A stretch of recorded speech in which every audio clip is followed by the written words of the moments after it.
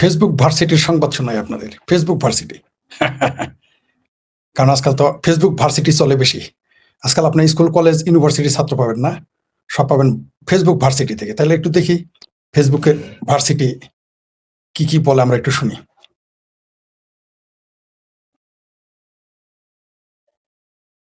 তাহলে শুরুতে একটু শোনাই। দেখি কেমন মজা লাগে।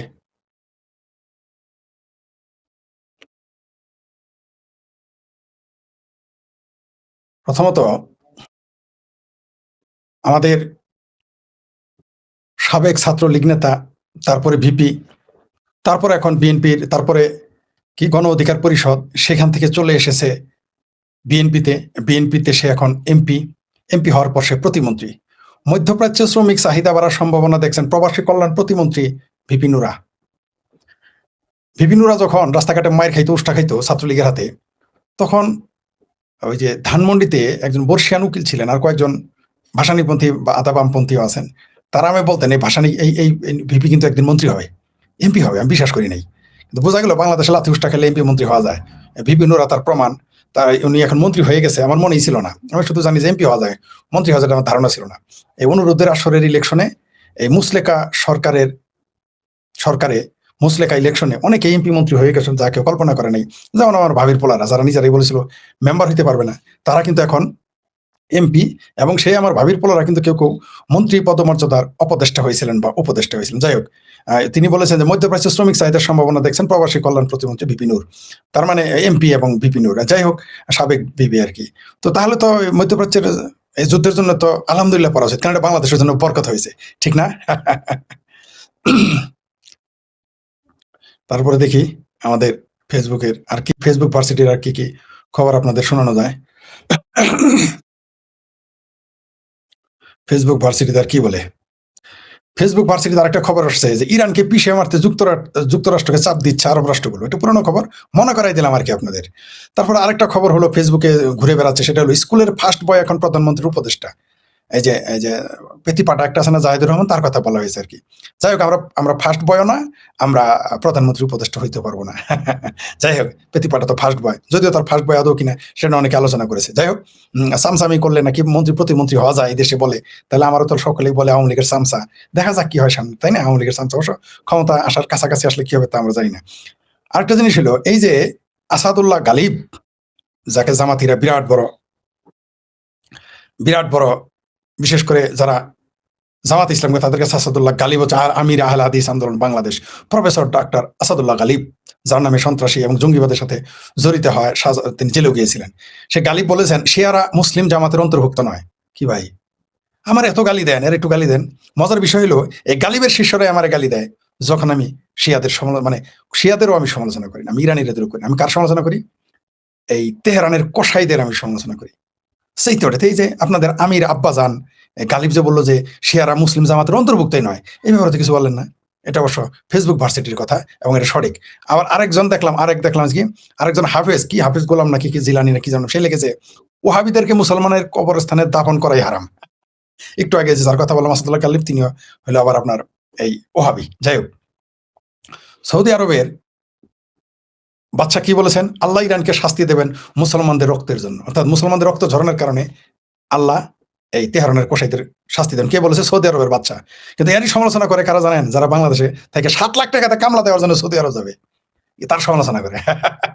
মনে হয় বাংলাদেশের কামলাদের কথায়, এই ভারতের কামলাদের কথায়, পাকিস্তানের কামলাদের কথায় সৌদি আরবের বাচ্চা চলতে হবে। দেখবেন এদের অনেক জ্ঞান দিবে। আমি ফরিদের তো জ্ঞান দেই, দেখবেন এরা 14 গোষ্ঠী উদ্ধার করতেছে এখন এই ইরানের সমালোচনা করার জন্য। অথচ এই যারা বাংলাদেশ এখন সৌদির বাচ্চার সমালোচনা করে এমবিএসে, তারা কিন্তু আবার ইরানের সাথে কাফের মনে করে।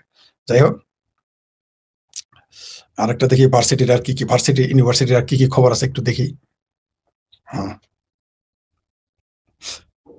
আমি গত বছর 24শে মার্চ, গত বছর 25 সালে বলেছিলাম ইরানের কমিউনিস্ট শাসন, তুরস্কে এরদোয়ানের শাসন অবসান ঘটবে। আগে বলেছিলাম পাকিস্তান ভেঙে যাবে, এখন থেকে 3 টুকরা হবে। 25 সালের কথা। যাই হোক, দেখি আমরা কি বলে। আমাদের মির্জা ফখরুল সাহেব বলেছেন যে বেকারত্ব কমানোর লক্ষ্যে বিএ এমএ ডিগ্রি বন্ধের আহ্বান মির্জা ফখরুল সাহেবের। বিষয়টা এরকম যে মাথা যেহেতু ব্যথা করে, তাই মাথাটাই কেটে ফেলাই দাও, তাই বিএ এম এর ডিগ্রি দরকার নেই, সব মাদ্রাসায় পাঠাই দিলে হবে এখন।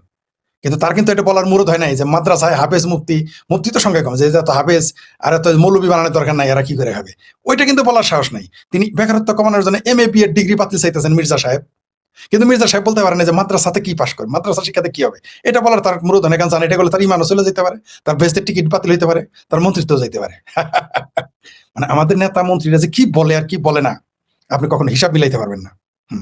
আরেকটা বিষয় হলো ঢাকায় পাকিস্তান দিবস উদযাপন, অনেকে বলেছেন যে বাংলাদেশটা কি পূর্ব পাকিস্তান হয়ে গেল। আরে ভাই, এটা তো পূর্ব পাকিস্তান না, ফুল পাকিস্তান হয়ে গেছে। পূর্ব পাকিস্তান তার চেয়ে বড় পাকিস্তান হয়ে গেছে বাংলাদেশ, এখানে হবে না কি হবে। হ্যাঁ, আরেকটা দেখি। হ্যাঁ, এই যে গরুর মাংসের টুকরা আরবি হরফে আল্লাহর নাম পাওয়া গেছে, বাংলাদেশের পতাকা সরাইলাম। আচ্ছা, আমরা সৌদি আরবে কেন উর্দুম্বার গোস্তের মধ্যে আল্লাহর নাম পাই না? আমরা কেন ইরানেই পাই না? আমরা কেন তুরস্কে কোনো গোস্তের মধ্যে আল্লাহর নাম খুঁজে পাই না? আমরা কেন ইরাকের কোনো দুম্বা উটের গোস্তের মধ্যে আমরা আল্লাহর নাম পাইলাম না? সব বাংলাদেশে পাওয়া যায়, ঘটনা কি? আমি কিন্তু ভাই ধর্মের সমালোচনা করিনি, আপনার ধর্ম পালন করেন। এই ঠাড়া পরে আলতু ফালতু কথা বলে নিজের ধর্মকে ছোট করার কোনো দরকার আছে? আপনাদের এই বক্তব্য শুনলে মানুষ হাসাহাসি করে। ভাই, ইসলামকে ছোট করার জন্য বাংলাদেশের যেগুলো ধর্মীয় দল আছে সারা, এরাই তো ইসলামের ক্ষতি করে। আবার আপনারা যদি যোগ দেন, এটা তো নাস্তিক। বাংলাদেশের নাস্তিক কয়টা? বড় জোর প্রকাশ্য 100 জন নাস্তিক কথা বলে, এরা ইসলামের কি করতে পারবে ক্ষতি? এই বাংলাদেশের 17-18 কোটি মুসলমানের ভাই ইসলামের কি ক্ষতি করতে পারবে? সারা পৃথিবী, মানে পৃথিবীতে ইসলামের কথা বাদ দিলাম, আর ইসলামের কি ক্ষতি করতে পারে ভাই? বাংলাদেশে কালকে যদি 100 জন নাস্তিক প্রকাশ্য সারাদিন গালাগালি করে ইসলামের, কি ক্ষতি হয়েছে? কিছুই হবে না। কোনো ধর্মের কিছু হবে না। হিন্দু ধর্মে এই যে মৌলবীরা তো কত গালাগালি করে, হিন্দু ধর্মে কি হয়েছে? কিছুই হবে না। কোনো ধর্মকে আপনি গালাগালি করে সেই ধর্মকে আপনি তুলে দিতে পারবেন না। কিন্তু এই যে আপনি বলতেছেন, এগুলো বলেন যে কোরআনের কি মুরগির মুরগে আল্লাহ ডাক, আল্লাহ আজান দিছে মুরগে, ও ছাগলের গোস্তের মধ্যে আল্লাহর নাম পাওয়া গেছে, পাঠার গোস্তে আল্লাহর নাম পাওয়া গেছে, অমক গাছে পাওয়া গেছে, তো পাতায় পাওয়া গেছে। আরে ভাই, এগুলো বলে ইসলামের আপনি ছোট করেন কেন? ইসলামের কি গুণগান গাওয়ার জন্য এত অভাব পড়ছে যে আপনাকে কোন পাঠার শরীরে আল্লাহর নাম আছে, না কোন ছাগলের আছে, না কোন ভেড়ার আরেকটা নাম বললাম, ওটা বললে তো এখন আমার আর বেশি, ওটার নামে তো পাওয়া যায় না। কারণ কি? ওইখানে যদি পাওয়া যায়, সুইপারও যদি ওইখানে নাম পাই না, মেনে নেবেন? এগুলো অপ্রাসঙ্গিক বিষয় বলে ইসলামের ক্ষতি করেন না ভাই। আপনারাই কিন্তু ইসলামের ক্ষতি করেন। এই নাস্তিকদেরও লাগবে না, হিন্দু ইহুদি খ্রিস্টান কারোই লাগবে না। আপনারা নিজেরাই নিজের ইসলামের পশ্চাৎ দেশ দিয়ে বাস দিয়ে দিতেছেন। ইসলামের ইলাস্টিকের মতো ব্যবহার করেন না ভাই। ইসলামের যেটা ইসলামের গুণগান গাওয়ার বহু ভালো দিক আছে, ইসলামের যেমন সমালোচনা করার দিক আছে, সব ধর্মেরই সমালোচনা, ইহুদি বলেন, খ্রিস্টান বলেন, হিন্দু বলেন, সব ধর্মেরই সমালোচনা করার অনেক জায়গা আছে। তেমনি এই ধর্মের পক্ষে মত দেওয়ার জন্য অনেক বিষয় আছে ভাই। এই সব আলতু ফালতু কথা, এই গরু মাংস টুকরে আরবি হরফে আল্লাহর নাম, তো গরু বিরাট পবিত্রটা খায়েন না, রেখে দেন। আমাদের জামাতের আমির সাহেব, যিনি চুম্মা শফিক নামে পরিচিত, কেউ তাকে গে শফিক বলে জামাতের আমিরকে, যাই হোক সেটা তার ব্যক্তিগত ব্যাপার। তিনি বলেছেন ভোট সুস্থ হয়েছে তা বলিনি, আবার বলি ভোট সুষ্ঠু হয়েছে তা বলিনি, দেশ সচল রাখতে ফল মেনে নিয়েছি। মানে বুঝছেন তো? মানে এই এই বর্তমানে এই যে নির্বাচনে হয়েছেন, আমি যাকে মুসলাকা সরকার বলি, অর্থাৎ বিএনপি যে ক্ষমতা, এই নির্বাচনকে তারা সুষ্ঠু বলতেছে না, যে নির্বাচন সুষ্ঠু হয় নাই। ঠিক আছে, জামাত আওয়ামী লীগকে নির্বাচন করতে না দেওয়ার পরেও নাকি সুষ্ঠু হয় নাই। তো এখন তো আর বিএনপি নাই, আওয়ামী লীগ নাই, এখন তো শেখ হাসিনা নাই, এখন তো ওবায়দুল কাদের নাই, এখন তো হাসান মাহমুদ নাই, এখন তো শামীম ওসমান নাই, এখন তো ঢাকার মেয়র জাহাঙ্গীর নাই। তো ভাই, আপনাদের সুষ্ঠু ভোট করতে বাধা দিল কে? ডিসি আপনাদের, এসপি আপনাদের, মব বাহিনী আপনাদের, আর্মি আপনাদের। তো ভাই, এখন কে সুষ্ঠু অসুষ্ঠু করলো এই নির্বাচন? এই প্রশ্ন করলে বলবে যে আরো মজার বিষয়, মুক্তিযুদ্ধ মন্ত্রী বলতেছে এবং আরো দু একজন মন্ত্রী বলছে দেশে কোনো তেলের সংকট নাই। আবার পেট্রোল পাম্পে গেলে বলে তেল নাই, তেল নাই। এটা ভার্সিটি, এটা ফেসবুক ভার্সিটির খবর বলতেছি, সত্য মিথ্যা আমি জানি না, কারণ এরা সকালে কথা কয়, বিকেলে আবার না করে। যাই হোক, তারপর আরো আসি।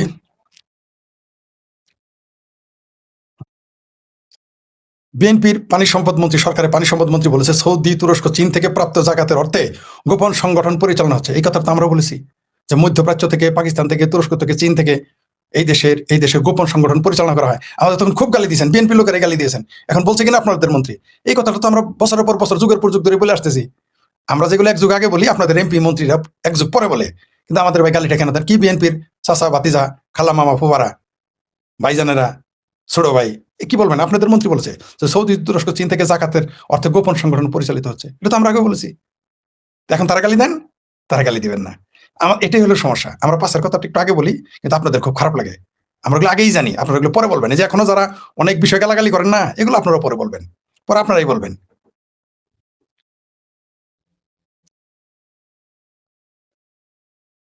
দেখি ভার্সিটির মালে আর কি কি বলছে। ভার্সিটির ভার্সিটিতে আর কি কি খবর আছে।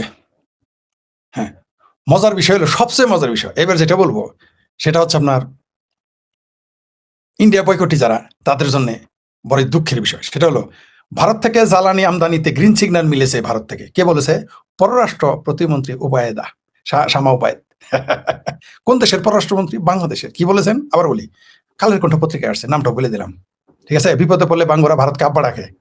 এই লিখেছেন জয়নুল সাইদ এবং একটা ফটোকার্ড দিয়েছেন, যেখানে লিখেছেন ভারত থেকে জ্বালানি আমদানিতে গ্রিন সিগন্যাল মিলেছে পররাষ্ট্র প্রতিমন্ত্রী। ইন্ডিয়া বয়কটের এখন কোথায়? কোথায়? শেখ হাসিনাই নাকি শুধু ভারতের কথা উঠে বসে? এখন কে কার কথায় উঠে বসে একটু দেখেন তো দেখি। ভারত ছাড়া চলতে পারবেন না, চাপা যতই মারেন। একেবারে আসেন। তারপর দেখি কি আসছে আরো। ভার্সিটিতে আর কি খবর আছে একটু দেখি। হ্যাঁ। তারপরে আমাদের প্রেসিডেন্ট সাহেব বলছেন, সারা জীবন জয় বাংলা বলে আসলেন, বঙ্গবন্ধুর গীত গায়ে আসলেন। এবার তিনি বলেছেন, মেজর জিয়া স্বাধীনতার ঘোষণা বিভ্রান্ত জাতিকে ঐক্যবদ্ধ করেছিল। বঙ্গবন্ধুর নাম নিতে এখন লজ্জা পান তিনি। ও আওয়ামী লীগের আমলে তিনি প্রেসিডেন্ট। যাই হোক, এটা আলাদা বিষয়। হুম।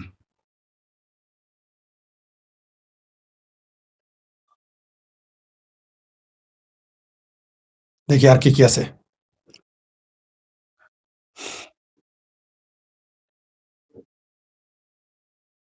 এই যে আরেক প্লেয়ার, অর্থ আত্মসাতের অভিযোগে বিসিবি পরিচালক আসিফের বিরুদ্ধে জিডি।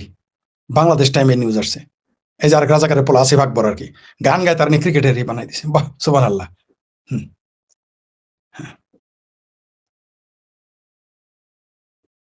তারপর দেখি আর কি আছে।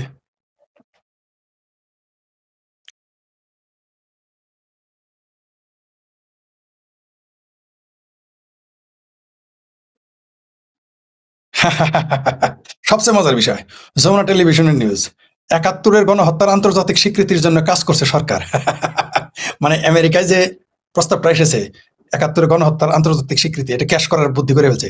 তো এই সরকার, পররাষ্ট্রমন্ত্রী শামা ওবায়দ বলতেছে, পররাষ্ট্র প্রতিমন্ত্রী শামা ওবায়দ বলতেছে ৭১-এর গণহত্যার আন্তর্জাতিক স্বীকৃতির জন্য কাজ করছে সরকার। তারিশ মুসলেখা সরকার আবার স্বাধীনতা বিরোধী গণহত্যাকারী, ৭১-এ যারা গণহত্যা করেছে, যাদের সহযোগী ছিল, এই জামাতের নামটাও সেখানে এসেছে। নারীদের দাসী বানিয়ে রেখেছিল, সংখ্যালঘু নারীদেরও। এভাবে বলা হয়েছে যে সংখ্যালঘুদের ধরে ধরে হত্যা করা হয়েছে নাম নিয়ে নিয়ে। সেই গণহত্যাকারীদেরকে আবার শোক প্রস্তাবে নিয়ে আসছে এই সরকার। আবার সেই সরকার বলতেছে গণহত্যা আন্তর্জাতিক স্বীকৃতির জন্য কাজ করতেছে। মানে আগামীতে যদি আওয়ামী লীগ ক্ষমতায় আসার তখন এটা পাশ হয়, তো এর জন্য আগে বলে রাখলো এই যে আমরা চেষ্টা করেছিলাম, মানে আগে ওই মুসারার মতো আগে চাকু মেরে রাখলো, সুবিধাটা যেন নিতে পারে। জি, দেখি আর দু একটা। সিলেটে একবার না, আবারও সিলেটে বিশ্বনাথে শতবর্ষী বাউল গানে আসর হামলা। বাউল গানের উপরে এত রাগ কেন? কারণ বাউল গান চলে গণমানুষের গান। বাউল গান হচ্ছে গণমানুষের গান। এই গান যদি বাজে তাহলে ওয়াজের ব্যবসায় লস। আর ওয়াজের ব্যবসায় লস হলে কাস্টমার কম যাবে। তখন জামাতিদের, তাদের তাদের তো জনসভা নাই। কারণ জামাতিরা যখন জনসভা করবে, তাহলে ডকুমেন্টস থাকবে কে কি জনসভায়। তাই ধর্মসভার নামে তারা, ধর্মসভার মোড়কে তারা জনসভা করে। তো এই যে বাউলের আসর বন্ধ করলে, নাটক সিনেমা বন্ধ করলে তাদের ওখানে লোক বেশি যাবে, মানে বাধ্য। এদের মুরুদে কুলাবে না। এরা জানে যে খালা জাহারির যদি একটা অনুষ্ঠান করে জামাতির, আর ওইখানে গিয়ে কোনো বাউল আসর হয়, জানে বাউল আসর লোক বেশি, বাউল আসর তারা করতে দিবে না। কারণ বাউল আসর হলে, এটা দেখেন পরপর দুইবার ঘটলো, এর আগে একজন ঘটেছে খোদ জামাতের এসপি এর সাথে জড়িত, আজকে আবার ঘটেছে আজকে, মানে রিপিট। কোন সরকার এখন ক্ষমতা বুঝতে পারছেন তো? মাদ্রাসায় বলৎকারী বন্ধ করার মুরুদ কিন্তু এদের নাই, কিন্তু বাউলের গান বন্ধ করবে। কারণ কি? কারণ এটা থাকলে তাদের ব্যবসায় লস হবে, কারণ মানুষ শুনবে না। কারণ জানে তাদের যোগ্যতা সেটা নেই বাউল গান ঠেকানোর। সেই জন্য তারা আক্রমণ করে নিষিদ্ধ করতে চায় এখানে। মানে আফগানিস্তান বানাই বলতেছে বাংলাদেশ। শুধু আফগানিস্তান না, এটা হলো পাকিস্তান। লাহোর আর কাবুলের সঙ্গমে পয়দা হইলে যেটা হয় সেটাই বাংলাদেশ হতে যাচ্ছে। জি, সর্দার সাহেব লিখেছে, এই যে আমাদের আমাদের ছোট ভাই সর্দার সাহেব, সে লিখেছে আবারও সিলেটের বিশ্বনাথে শতবর্ষী বাউল গানে আসর হামলা। আবারও হামলা করেছে। কালকে তো হয়েছে, আবার হয়েছে। হুম,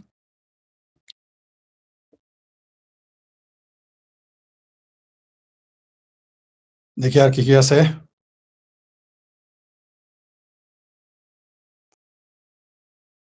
সাংবাদিক মাহবুব কামাল খুব চমৎকার একটা কথা লিখেছেন, মপতন্ত্রের পাইনিয়ার ডক্টর ইউনূস জাপান গেছেন এইমাত্র জানলাম। জানলে কয়েকদিন এগিয়ে এনে একই ফ্লাইটে টিকিট কাটতাম। আমি পাবলিকলি সিন ক্রিয়েট করি না, তবে তার সঙ্গে একই ফ্লাইটে গেলে একটা মক্কেল পাইছি, চিৎকার করে চিৎকার বের করে দিতাম তার ইংরেজি। চিৎকার করে বের করে দিতাম তার ইংরেজি। এটা সাংবাদিক মাহবুব কামাল লিখেছেন, প্রখ্যাত সাংবাদিক, ১২ ঘন্টাকে পোস্ট দিয়েছেন। আচ্ছা দেখি, তারপর দেখি ফেসবুক ইউনিভার্সিটি ভার্সিটি তার কি আছে।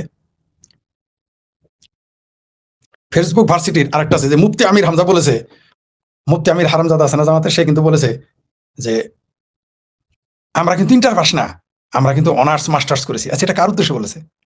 নিশ্চয়ই আমার উদ্দেশ্যে না, আপনার উদ্দেশ্যে না। তাই মুফতি আমির হারামজাদা, এ জামাতি মাল, এ জামাতি পোস্টার বয়, যার বাপ-দাদা ১৪ গোষ্ঠী মানে দাদার গোষ্ঠী এবং নানার গোষ্ঠী সবাই নাকি আওয়ামী লীগ ছিল। সিনা ফারকে বলতো। এখন সে আওয়ামী লীগের কি জামাতের এমপি। জামাতে এমপি। সে কি বলেছে? যে সে নাকি ইন্টার পাস না। ভার্সিটির মাল। আচ্ছা এটা কারে বলল? কে ভাবির পোলারা? মুফতি আমির হামজার না? খুব তোমরা ভক্ত। তোমার নেতারে কিভাবে বাস দিল বুঝতে পারছো তো? মানে তারেক রহমানের বাস দিয়েছে। এই যে এটা কারে বলছে? তারেক রহমানকে বলেছে দেশের প্রধানমন্ত্রীকে। ওইখানে গিয়ে দেখবেন কেউ কোনো মন্তব্য করবে না। এরকম ভাবে কিন্তু এটা যদি আওয়ামী লীগের লোক বলতো বা আমি বলতাম, আমার এতক্ষণ ছাই দিয়ে ধরতো। আমার পরিচিত লোকেরা আমার ছাই দিয়ে ধরতো। কিন্তু এই যে তারেক রহমান কাছে টিজ করলো যে আমি কিন্তু ভার্সিটির মাল। অনার্স মাস্টার্স করে আসছি। মনে হয় যে ও একলাই অনার্স মাস্টার করছে। লিল্লা কে জামাতি জাকাতি টাকা খায় পড়ালেখা করছে আবার বড় বড় সাফা। মনে হয় যে ও ছাড়া কেউ এই দেশে পড়ালেখা করেনি। তারেক রহমানকে টিজ করেছে। কে বিএনপির বাতি যারা ভাইরা, বড় ভাইরা, ছোট ভাইরা। যান আমির হামজারে বলে আমি হামজাদের কিছু বলে আসেন। জানি বলতে পারবেন না। তার টুপি আছে যে কারণ ডর আছে আবার যে যদি পেজটা থেকে নাম কেটে দেয়। তাই তারপরে এই যে বগুড়ায় আত্মগোপনে থাকা স্বেচ্ছা এটা দিয়ে শেষ করতেছি। বগুড়ায় আত্মগোপনে থাকা স্বেচ্ছাসেবক লীগ নেতার বাড়িতে আগুন। মানে আওয়ামী লীগের বুঝতে পারছেন তো? বগুড়া আত্মগোপনে থাকা স্বেচ্ছাসেবক লীগ নেতার বাড়িতে আগুন আজকের পত্রিকায় এসেছে। এটা আব্দুর রাজ্জাক তিনি এটা পোস্ট দিয়েছেন আজকের পত্রিকার ফটোকার্ড দিয়ে। কি বুঝলেন? এই যে যেগুলো করতেছেন, এই যে কার্ড যে খাইতেছেন, আংরা হাঁকতে হাঁকতে তো জীবন চলে যাবে। তারপর দেখি সবচেয়ে মজার বিষয় যে বলতে চাইছিলাম না, তবুও বলতে হচ্ছে আরেক মিনিট। শহীদ ও আহতদের সন্তানদের বিশ্ববিদ্যালয় পর্যায়ে শিক্ষা নির্দেশ শিক্ষামন্ত্রী। এই যে মুসলেকা সরকারের মুসলেকা শিক্ষামন্ত্রী মিলন সাহেব ঘোষণা করেছে, ও মন্ত্রী সাহেব এটা কোন কোটা? মানে শেখ হাসিনা বলছিল মুক্তিযোদ্ধাদের পোলাপান নাতিরা কোটা নিবে, তা অল্প, তাতে আপনাদের গায়ে আগুন লাগছিল। তো এখন এই যে এটা কোন কোটা? কোটা না হেডা, কোটা না হেডা, এটা কি হেডা না কোটা?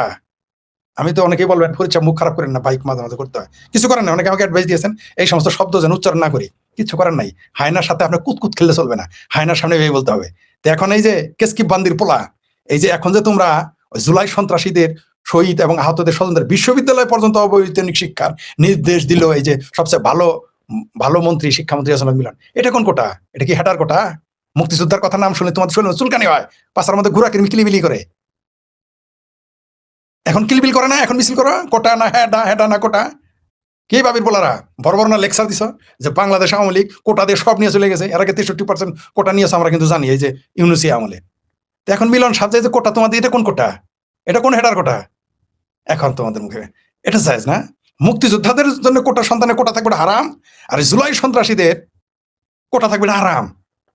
এক যাত্রায় দুই ফল হয়। এগুলো ভণ্ডামি মানুষ কিন্তু বুঝতে পারে। তার মানে ওই কোটা মোটা আন্দোলন কিছুই ছিল না, সরকার পতনের আন্দোলন, সেটা বললেই তো হয়। ওকে, যাচ্ছে আমজনতা লাইভে যাচ্ছি, ভালো থাকবেন সবাই। অনেকেই কমেন্টস করেছেন। আচ্ছা কেমন আছেন পরিচ্ছা? ধন্যবাদ আপনাকে, ভালো আছি। ফরিদ ভাই আপনার মোবাইল নাম্বার দেন, আচ্ছা এখানে আমি লিঙ্কে দিয়ে দিব, এখন সময় পরে দিয়ে দিব। আমার ইউটিউবের চ্যানেলে আমার নম্বর পাবেন, ওইখানে আছে আমার নম্বর। ফরিদ ভাই বিএনপির মন্ত্রী না একটা না যাই গরু হাত যাই ভাই তারুণ দিয়েছেন ফেসবুক ভার্সিটি। ফেসবুক এখন থেকে নিয়মিত এটা আজকে দিয়েছি, ফেসবুক ভার্সিটি 1 এভাবে পর্ব চলবে যতদিন চালানো যায় আর কি। মুসলেকা সরকার বছর টিকবে, পরে 3 বছর টিকতে পারে সর্বোচ্চ। আপনি ধুরন্ধর মুভি দেখেছেন? হ্যাঁ দেখেছি। ধুরন্ধর মুভি দেখতে হবে ওগুলো আমরা আগেই জানি ভাই, ছবি দেখে জানতে হবে না, আমরা ওগুলো পড়ি বুঝি। আমরা ওগুলো আগে ধুরন্ধর ছবিতে যা বলে ওটা কোনো না কোনো ভাবে মেসেজ দিয়েছে, ওটা আমরা কোনো না কোনো ভাবে আগে বলেছি। ফরিদ ভাই ভালো আছেন? জয় বাংলা। জি জয় বাংলা। ইনুর জামিন কি তাহলে ছাড়তেও পারে, নাও ছাড়তে পারে। তেলের পাম্পে মাইক দিয়ে বলতেছে তেল নাই, হ্যাঁ আবার মন্ত্রী বলতেছে তেল আছে। আজকে মডেল মসজিদ মেলাতে জামাত শিবির ঈদ তা তো হবেই। এই আমি তাকে বলেছিলাম যে 560টা মসজিদে এখানে সব শিবির জামাতের ক্যান্টনমেন্ট হবে, আগেই ছিল, এখন তো ডিক্লেয়ার দেওয়া। ফরিদ ভাই আমি সালাম নিবেন, আপনি এখন পৃথিবীর সবচেয়ে জনপ্রিয় টক শো, তাই নাকি? এটা জানতাম না, আমি এত জনপ্রিয় তত জানতাম না। কিন্তু আমার তো ভাই ফলোয়ার তো বেশি না, আমার ফেসবুকে এখন 1 লাখ পার হয় নাই, আর ইউটিউবে তো আমার বেশি নাই, চ্যানেল 3টা খাই ফেলছে, এটা তো 20-22 হাজার ফলোয়ার আমার। ধন্যবাদ আপনাকে এটা বলার জন্য। জি রোকি রিজবি কি হোয়ার রিজবি, হ্যাঁ কেস কি গেট এখন কোথায়? তেল আনতেছে জি। জি তারপর কি সৌদিতে পুলিশ বাসায় গিয়ে খুঁজে বের করছে, হ্যাঁ অবশ্যই সব লাথিতে বের করে দেওয়া উচিত যারা খমেনির পক্ষে তাবালিং করছে সৌদি আরব থেকে। নাকি বাংলাদেশ পাওয়া গেছে, ভারত পাওয়া গেছে, ইরানেই থাকতে দিবে, পাকিস্তানেই থাকতে দিবে না। পাকিস্তানের মুনির বলছে যে যারা ইরানের পক্ষে তারা ইরান চলে যাও। তারপর কি বয়কট রিজিউ কথা কি জয় বাংলা, জয় বাংলাদেশ। জি very good job, thank you. Right Bangladesh কি বাঙালি বেঁকে বসলে ফেসবুক ভার্সিটির খবর শোনালেন শেখ ফরিদ। জি, জাহানপুর ভাই কেমন আছেন? ভালো আছি। আদাব ফরিদ ভাই, আদাব ফরিদ ভাই। বর্তমান সময় আমাদের ভারতে খুব দরকার। জি, ধন্যবাদ। কিন্তু আমার তো ভিসাই দেয় না ভাই। ঠিক আছে? আসতেছি, খুব শীঘ্রই আসতেছি। আসতেছি মানে আছি, ভারতেই আছি। কথা সঠিক। গিভ ইউ হোয়াটসঅ্যাপ নাম্বার দিয়ে দিব ভাই। কথা সঠিক। ভাই জুলাই যোদ্ধাদের ভারতে আমি থাকলে সিংহবাম আর ভারত বিরোধীদের ঘুম হারাম করে দিতাম। যদি ভারত আমাকে বৈধভাবে থাকতে দিত। কত বেটার ঘুম হারাম করে দিতাম। জুলাই যোদ্ধাদের জন্য নাকি সরকার দায়। হ্যাঁ, দিয়েছে। ওটা নিয়ে আলাদা ভিডিও আপনি দেখেন, দেখে যাবেন। আমি আপনি দেখেন, আমি ফলো করি। ধন্যবাদ। প্রিয়া ফরিদ ভাই, অন্যের কথা আপনার ভিডিও দেখি না। ফরিদ ভাই, অন্যের কথা ভিডিও দেখেন, আপনার নিজের যোগ্যতা আপনাকে দেখি, কারো কথা নিজেকে বললেন। জি, থ্যাংক ইউ, জি, ধন্যবাদ। আমি জানাতে যাচ্ছি, আপনারা যাবেন, সময় হয়ে গেছে।